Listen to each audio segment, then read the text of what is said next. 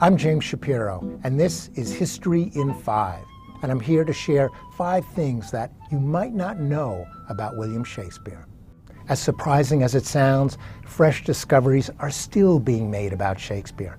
My favorite, discovered just this past year, is that Shakespeare was found to have cut or carved his name onto the paneling at the Tabard Inn in Southwark, alongside the names of Ben Jonson and Richard Burbage and the rest of their roistering crowd in the days of King James.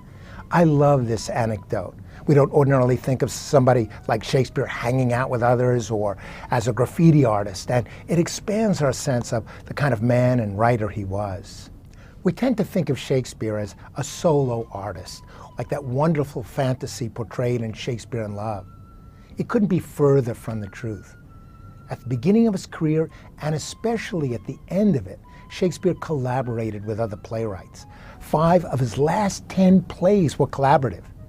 When Queen Elizabeth died in 1603 and the Scottish King James came to the English throne, Shakespeare and his fellow players were made king's men. That meant that he had unusual access to state events, to seeing the king and courtiers up close in person, to being right there when the Treaty of London was signed or King Christian of Denmark visited England in 1606. Contrary to popular belief, Shakespeare did not earn his living selling plays or being paid as an actor. Rather, he was, from 1594 on, a shareholder in a joint stock company, which shared in the profits of playing.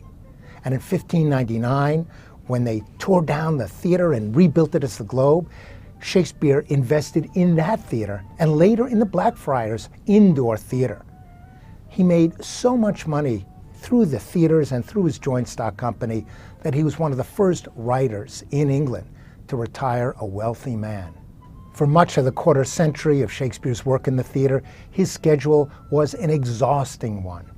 Because playgoers at the Globe expected a different play every day, it wasn't Cats now and forever, his company had to meet in the mornings, rehearse that day's play, and in the afternoon perform it from 2 to 5. And when all the other actors went off to drink and carouse, Shakespeare had to work late into the night, reading books and writing new plays.